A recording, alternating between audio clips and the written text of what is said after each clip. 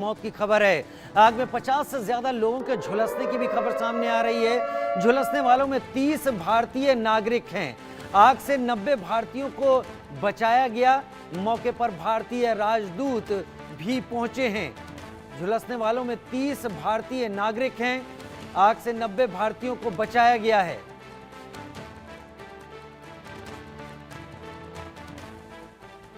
आग में 50 से ज्यादा लोग झुलसने वालों में 30 भारतीय नागरिक हैं। आग से 90 भारतीयों को बचाया गया है। मौके पर भारतीय राजदूत भी पहुंचे हैं। 49 लोगों की मौत की खबर है। झुलसने वालों में 30 भारतीय नागरिक हैं।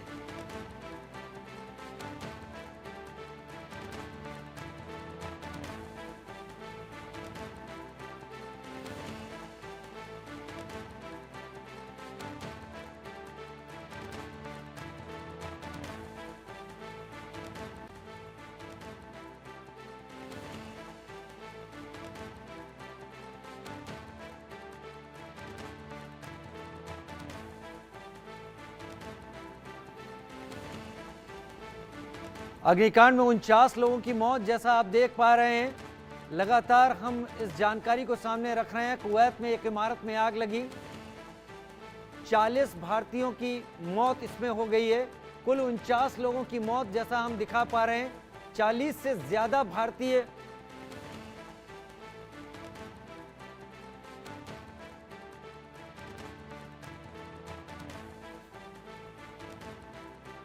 असद नजीर आबादी मेरे साथ कुवैत से लाइव इस वक्त जुड़ रहे हैं। शहबाज मेरे साथ न्यूज रूम से लाइव जुड़ रहे हैं। सबसे पहले मैं आसित आपका रुख कर लेता हूं।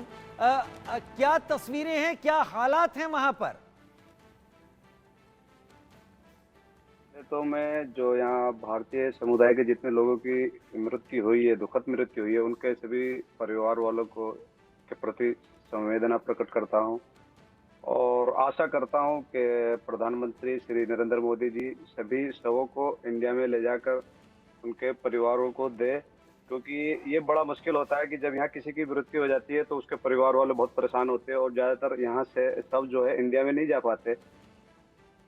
तो सबसे पहले मैं प्रधानमंत्री जी से निवेदन करूंगा कि वो सभी शवों को यहाँ से परिजनों को सौंपने के लिए कोशिश करें। और बहुत ही दुखद घटना है। पूरा जो इंडिया समुदाय है, इंडियन समुदाय है, कुवैत के अंदर। जो जानकारी आपके पास है, किस बिल्डिंग में आग लगी, कितने बजे आग लगी और कितने लोग उस बिल्डिंग में रहते थे जो भारतीय थे? सर, 196 लोग थे जो वहां पर रहते थे और ये कंपनी है जो रिटेल कंपनी है।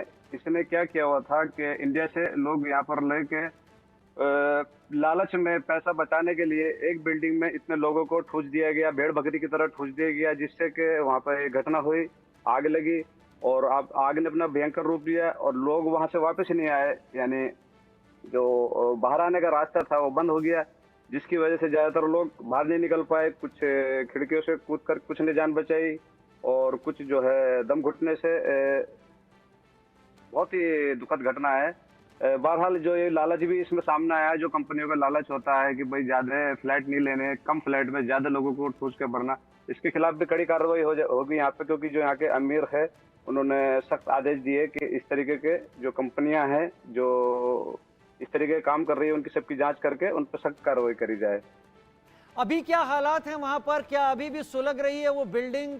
क्या सभी का रेस्क्यू पूरा हो चुका है वहां पर? और कितने भारतीय घायल हैं अब तक?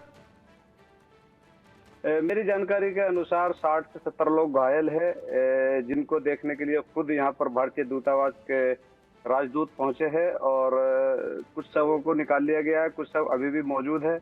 आसपास जो है बिल्डिंग के जाने नहीं दिया जा रहा है किसी को भी। ताजा जो मेरे पास जानकारी उसके अनुसार तकरीबन 50 लोगों की मौत हुई है और भी ये संख्या बढ़ सकती है। जो मुझे खबर मिली है ज्यादातर मलयालम साइड के है लोग जो उस कंपनी में है, अपने केरल आंध्रा की साइड के है जी। और ये कंपनी जो है उसका मालिक भी जो है, जो इस कंपनी का मालिक था जो उनको लेकर यहाँ पर आया था, वो भी मलयालम का ही बताया जा रहा है, केरल का। शहबाज भी मेरे साथ न्यूज रूम से इस वक्त जुड़े हुए हैं। शहबाज, एक तो यह हादसा बड़ा दर्दनाक है, जो आपके पास ऑफिशियल डिटेल आई है वो बताइए, भारत सरकार क्या कोशिश कर रही है ये भी बताइए, और अगर इसके बाद आपको कोई क्वेश्चन पूछना हो आसिद से तो आप पूछ सकते हैं। देखिए राजीव, सबसे पहले तो ये मैं जानकारी देना चाहूँगा कि इस वक्त जो हालात है वो उसको काबू में करने की कोशिश की जा रही है। दरअसल जो हमने देखा है ये बहुत बड़ा हादसा हुआ है और उसके बाद से हर किसी की आंखें नम है, ख़ासतौर पर तब जब हम देख रहे हैं कि हिंदुस्तान के जो लोग हैं वो इस वक्त इस अग्निकांड की वजह से जो है हताहत हुए हैं और इसका जो आंकड़ा है वो बढ़ने की उम्मीद जाहिर की जा रही है। हालांकि वहाँ पर जो दस्ता है वो ज़रूर पहुँच गया था, अग्निशमन दस्ता, लेकिन बावजूद इसके अभी भी जो है वहाँ पर काफ़ी ज़्यादा लोग जो है वो ज़ख्मी हालत में बताए जा रहे हैं। इसके अलावा जो जिस तरीके से आसिद ने बताया है कि वहाँ पर जो इंडियन एम्बेसडर है एमबेसी की तरफ से वो पहुँच चुके हैं और ख़ुद प्रधानमंत्री नरेंद्र मोदी ने भी इस पर दुख जताया है ट्वीट करते, साथ ही साथ जो विदेश मंत्री है एस जयशंकर, उन्होंने भी ट्वीट करते हुए दुख जाहिर किया है। एक चीज़ यहाँ पर निकल कर सामने आई है, जिस तरीके से आसिद अभी बता रहे थे कि कुछ जो कंपनी हैं वो लालच में आकर इतने सारे लोगों को एक साथ रखती है, और अब जो खबर मिल रही है उसमें ये कहा जा रहा है कि कुवैत के जो गृह मंत्री है शेख फहद अल यूसुफ अल सबा, उन्होंने बिल्डिंग के मालिक को गिरफ्तार करने के आदेश दे दिए हैं। यानी सीधे तौर पर आप जब कोई नॉर्म्स फॉलो नहीं करते हैं, खासतौर पर जब अब आप एनओसी नहीं लेते हैं, आपके पास एग्जिट का प्लान नहीं होता है, तो उसके बाद इस तरह की कार्रवाई देखने को मिलती है और इस तरह के हाथ जो है तो वो सामने आते हैं। अमूमन हमने देखा है कि जब गर्मियों का मौका होता है, गर्मियों का मौसम होता है, तो इस तरह की जो चीज़ें हैं वो निकल कर सामने आती है। हालांकि अभी तक ये कंफर्म नहीं हो पा रहा है कि जो आग लगने की वजह हैं उसके पीछे क्या क्या रीज़न है, क्योंकि अलग अलग रीजन्स उसमें हो सकते हैं, मल्टीपल चीज़ें निकल कर सामने आ सकती है। लेकिन सबसे इंपॉर्टेंट चीज़ ये है कि इतने सारे लोग एक ही जगह पर अगर रह रहे हैं तो ये सोचने वाली बात है। और जिस कंपनी के मालिक की बात जो आसिद कर रहे हैं, उस कंपनी के बारे में कहा जा रहा है कि वो उनकी गिरफ्तारी की जो है जांच की जा रही है या फिर उनके आदेश ज़रूर जारी किए गए हैं। लेकिन सवाल यहाँ पर ये उठता है कि उन हिंदुस्तानियों के शवों को लाने की जो बात कही जा रही है, हिंदुस्तान सरकार उसके अंदर अपना रुख जो है रख रही है और हो सकता है कि जल्द से जल्द उनके जितने भी जो शव है तो उनको जल्द से जल्द हिंदुस्तान लेकर आया जाएगा। आसिद से मैं एक चीज़ समझना चाहूँगा, आसिद, क्योंकि आप वहाँ पर कुवैत में हैं और आपने देखा है कि किस तरह का वो ख़तरनाक और खौफनाक मंजर है। इस तरह के मंजर्स हमने देखा है कि अलग अलग जगहों पर भी देखने को मिलते हैं, लेकिन बावजूद इसके अगर कुवैत की अगर हम बात करें, क्योंकि आप वहाँ पर रहते हैं, आपने वहाँ का कल्चर देखा है, क्या अभी तक जो इन्फॉर्मेशन है, जो जानकारी है, वहाँ पर हॉस्पिटल्स में किस तरह का इलाज किया जा रहा है, जो घायल है ख़ासतौर पर उनको कैसे फर्स्ट एड पहुँचाया जा रहा है, और साथ ही साथ क्या उसके लिए कोई हेल्पलाइन नंबर जारी किया गया है? जी शहबाज भाई, असल में यहाँ पर गर्मी बहुत ज़्यादा होती है, जिसकी वजह से लगातार आग लगने की घटनाएं होती रहती है और अक्सर ये होता है कि लोगों की मृत्यु नहीं हो पाती, मतलब जो लोगों को बचा लिया जाता है। यहाँ का जो फायर सर्विस है बहुत अच्छी सर्विस है, लेकिन यहाँ ऐसे हुआ कि जो यहाँ का जो मेन गेट था बिल्डिंग को, उस पर गैस सिलेंडर रखे हुए थे 25 से 30 सिलेंडर, और शायद एक सिलेंडर में आग लग गई, जिसकी वजह से लोगों में ये भय का माहौल हुआ कि सिलेंडरों में आग लग सकती है, और लोग गेट की जगह बाहर निकलने की जगह खिड़कियों से कूदे, जिसकी वजह से ज्यादातर के चोट लगी है, जो 50 से ज्यादा जिनकी संख्या बताई जा रही है। इसी अपराध में सबसे पहले जो शुरुआत में जो गिरफ्तारी हुई है, 10 से अधिक लोगों की गिरफ्तारियां हो चुकी है, जिसमें बिल्डिंग का मालिक है, जो बिल्डिंग का चौकीदार है, और जो उसके अंतर्गत जो काम करने वाले लोग थे उनकी सबकी गिरफ्तारियां हो चुकी है ऑलरेडी। इसमें आगे भी सख्त कार्रवाई के आदेश दिए गए हैं, तो मेरे हिसाब से इसमें जो और भी बिल्डिंग है आसपास की, उनकी भी जांच की जा रही है, जो क्योंकि वहाँ पर लेबर बिल्डिंग है। ठीक है, मैं एक बड़ी खबर का भी रुख कर लेता हूं, जो इस वक्त हम टीवी स्क्रीन पर देख रहे हैं। आसिद और शहबाज के साथ पीएम आवास पर अहम बैठक है, जिसमें कुवैत अग्निकांड पर भी चर्चा है। विदेश मंत्री और विदेश राज्य मंत्री भी इस बैठक में शामिल होने वाले हैं, शामिल इसमें होंगे, और जाहिर सी बात है कि जब इसमें चर्चा होगी तो उसमें तमाम उन उपायों पर भी चर्चा होगी कि किस तरीके से वहाँ से डेड बॉडीज़ को यहाँ लाना है और किस तरीके से वो लोग जो इस अग्निकांड में घायल हुए हैं उन्हें वक्त पर पूरी मेडिकल हेल्प वहाँ पर दिलवाई जानी है। आसिद, हेल्पलाइन नंबर की बात कर रहे थे, घर वाले परेशान हैं, बहुत सारे लोग जानकारी लेना चाहते हैं, क्या कुवैत में अथॉरिटीज की तरफ से कोई हेल्पलाइन नंबर जारी किया गया है? एक नंबर जारी किया Kuwait embassy in India, Twitter या फेसबुक पर जाकर आप पूरी जानकारी ले सकते हैं। लगातार सब चीज़ें अवगत करा रही है इंडियन एम्बेसी, पूरी एक्टिव है यहाँ पर, और जयशंकर ने आदेश दिए हैं एम्बेसी को, तो एम्बेसी पूरी तरीके से एक्टिव है।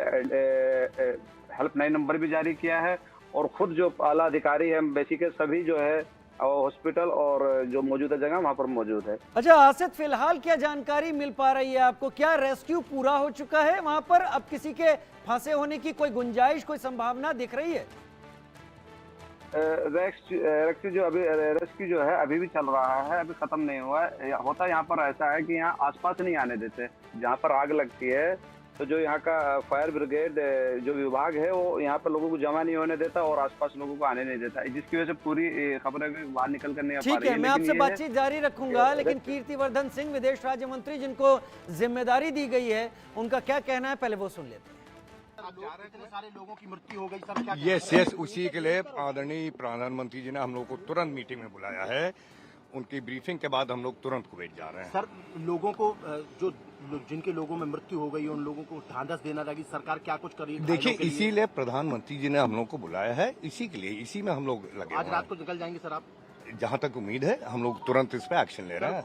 विरोधी बोल रहा है कि सर कंपल्सरी विरोधी की बात आप लोग ठीक है आसिद, अब जैसा कि कीर्तिवर्धन सिंह विदेश राज्य मंत्री कह रहे थे, प्राइम मिनिस्टर की मीटिंग के लिए वो जा रहे हैं और जाहिर सी बात है उसके बाद वो कुवैत निकलेंगे अपने कलीग्स के साथ।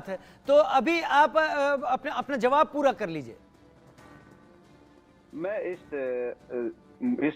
प्रयास की जो है, मैं मोदी जी के इस प्रयास की सराहना करता हूं, क्योंकि विदेशों में जो लोग रहते ये बड़ी मजबूरियां होती हैं लोगों के पास, खास तौर पर मजदूर तबके के पास। ये अपना पूरा घर बार छोड़ के यहाँ पड़े होते। अब मैं खुद बाहर हूँ तो कुवैत में हूँ, तो मैं इस चीज का अंदाजा लगा सकता हूँ कि उनके परिजनों पर क्या बीत रही होगी।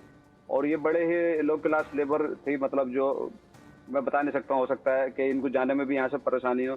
तो सबसे पहले तो मैं यही उम्मीद करूंगा अपने पीएम जी से कि वो यहाँ से सबसे पहले इनको इंडिया पहुंचाने और इन तक कम से कम कुछ सहायता प्रदान करनी चाहिए, जो इनके परिवारों की मदद की जानी चाहिए, जरूरी है। और इनके शवों को इंडिया ले जाना बहुत जरूरी है। क्या किसी तरह की कोई डिटेल्स कुवैत की अथॉरिटी की तरफ से, खैर मैं ये शहबाज से पूछ लेता हूं, शहबाज क्या कोई डिटेल्स अब तक आ पाई है इस अग्निकांड में जो लोग मारे गए हैं, उनकी नेशनलिटी को लेकर, उनके नाम, उनकी डिटेल के साथ? राजीव, इसका खुलासा इसलिए नहीं हो पाया है क्योंकि जिस तरह से आसिफ बता रहे हैं, क्योंकि अभी शवों को जब निकाला जा रहा है तो उसकी आइडेंटिफिकेशन की जाएगी, उनके पासपोर्ट चेक किए जाएंगे, एम्बेसी से कांटेक्ट किया जाएगा कौन कौन लोग वहाँ पर काम करते हैं। लेकिन जो हिंदुस्तानी जो लोग हैं, जिस तरह से आसिफ बता रहे हैं कि उनकी संख्या ज़्यादा है यहाँ पर, और क्योंकि खासतौर पर ये केरल से ताल्लुक़ रखती है ये कंपनी, तो जाहिर तौर पर जो है हिंदुस्तान के तमाम लोग होंगे, उनके आइडेंटिफिकेशन किया जाएगा, उसके बाद ये नाम पता निकल कर सामने आएगा। जो जानकारी हमें मिल रही है उसमें ये कहा जा रहा है कि जो बिल्डिंग के मालिक है वो मलयाली बिजनेसमैन हैं जिनका नाम केजी अब्राहम बताया जा रहा है। और जो एक वहाँ पर जो मलयाली जो एक मीडिया है उसके रिपोर्ट के मुताबिक कहा जा रहा है कि ये सामान जो लोग हैं वो केरल और तमिलनाडु के रहने वाले थे। और साथ ही साथ ये भी कहा जा रहा है कि जो बिल्डिंग है वो एनबीटीसी ग्रुप की थी, जो कंस्ट्रक्शन के सेक्टर में काम करती है। यानी कि आप देखिए कंस्ट्रक्शन सेक्टर में काम करते हैं, लेकिन उनको इतनी चीज़ की इत्तला या जानकारी नहीं थी कि आपको एग्जिट कहाँ से कराना है, अगर कोई हादसा होता है, कोई हताहत होता है तो आपको एग्जिट करने के लिए क्या चाहिए। और यही वजह है कि जब लोगों को मेन गेट से निकलने की जगह नहीं मिल पाती है तो वो लोग जो है खिड़की से कूदने की कोशिश करते हैं अपनी जान बचाने के लिए। और मैं जो तस्वीरें देख रहा था अभी, तो उन तस्वीरों में साफ तौर पर नजर आ रहा है कि लोग 13-13, 14-14 मंजिला से कूदने की कोशिश करते हैं, क्योंकि जब किसी की जान पर बनाती है तो कम से कम ये है कि आखिरी कोशिश इंसान जरूर करता है। लेकिन बावजूद इसके अगर वो शख्स नहीं बच पा रहे हैं तो ये कैसी दुश्वारियां रही होगी, कैसी मजबूरियां रही होगी। राजीव, आसिद मेरे साथ जुड़े हुए लगातार कुवैत से। आसिद, क्या आसपास आपके और भी भारतीय वहां पर रहते हैं और इस अग्निकांड को लेकर उनमें किस तरीके की चर्चा है? क्या मदद के लिए वो कुछ कर रहे हैं उन लोगों की, क्योंकि आप सब लोग एक ग्रुप में, एक डायस्पोरा का हिस्सा है वहां का? जी, असल में यहाँ पर आम जनता को यहाँ पर जो घटनाएं होती है उनको इन्वॉल्व नहीं किया जाता है। यहाँ के जो विभाग है, क्षेत्रीय विभाग, जो भी विभाग है यहाँ पे, फायर हो या पुलिस हो, बहुत ज्यादा एक्टिव है और वो अपना पूरा जान लगा देते हैं कोई इस तरीके की घटना होती है। तो यही वजह है कि कल से प्रशासन पूरा, सुबह से आज से पूरा प्रशासन लगा हुआ है और मुस्तैद है, पूरी तरीके से सारी चीजें कर ली गई है। लेकिन जो यहाँ पर विदेशी, इंडिया ही नहीं, सिर्फ नेपाल, श्रीलंका, जितने भी यहाँ पे लोग हैं, सब जो है शोक व्यक्त अपना कर रहे हैं। सभी लोग गमगीन हैं, क्योंकि यहाँ पर अपना ही समुदाय सब माना जाता है, इंडिया, नेपाल, बांग्लादेश के जितने भी लोग हैं। तो और आसपास के वहाँ जितनी भी बिल्डिंग है उनमें सब अपने ही लोग रहते हैं, अपने एशिया के लोग रहते हैं, एशिया मूल के लोग रहते हैं। आसिफ, ज्यादातर इस बिल्डिंग में क्या भारतीय ही रहते थे? चलते चलते मुझे बताइए। जी, इसमें ज्यादातर इंडियन ही है और कुछ नेपाली है, कुछ एक नेपाली की खबर है, लेकिन ज्यादातर जो है वो 95% इंडियन ही समुदाय के लोग थे और जो मरे हैं उनकी भी संख्या तो लगभग 99% इंडियन ही है। ठीक है आसिद, मेरे साथ जुड़ने के लिए आपका बहुत बहुत शुक्रिया। शहबाज, आपका भी मेरे साथ इस जानकारी